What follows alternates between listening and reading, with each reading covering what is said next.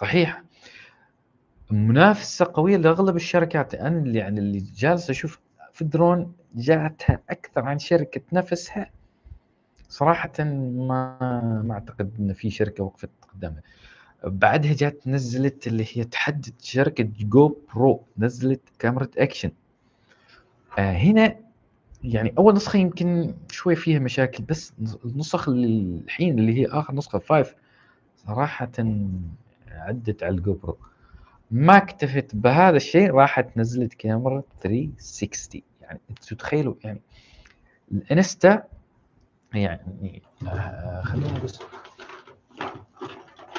أقول لك يعني أنا صراحةً يعني من محبين الإنستا 360 صراحة. أنا من عشاق بس لمّا أشوف مثل DJI تشتغل وتنافس شركات مثل إنستا وGoPro